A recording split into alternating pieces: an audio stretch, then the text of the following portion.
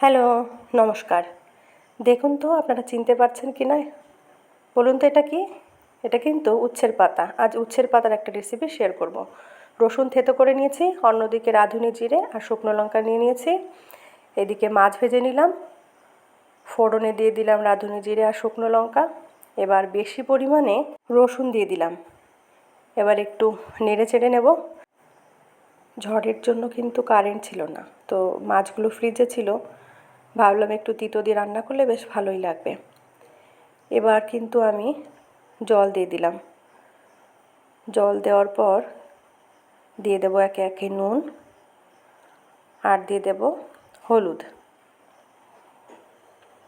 নুন হলুদ দিয়ে ভালো করে একটু নেড়ে চেড়ে নুন আর হলুদটা ভালো করে মিশিয়ে নেব।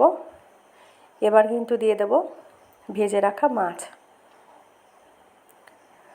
আপনারা এইগুলো কিন্তু শুটকি মাছ দিয়েও করে খেতে পারেন, এইভাবে উচ্ছের পাতা দিয়ে খুব ভালো লাগবে কিন্তু খেতে।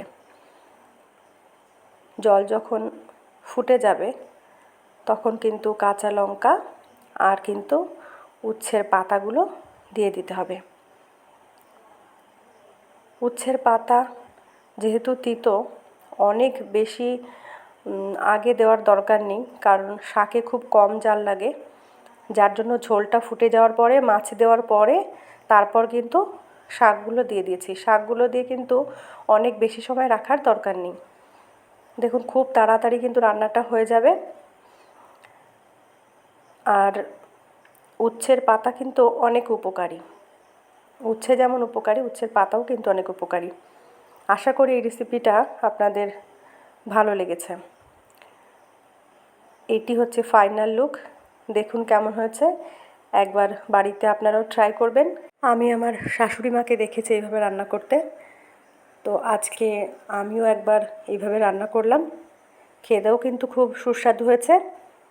আপনারাও এইভাবে বাড়িতে ট্রাই করবেন। সম্পূর্ণ ভিডিওটিতে সাথে থাকার জন্য ধন্যবাদ।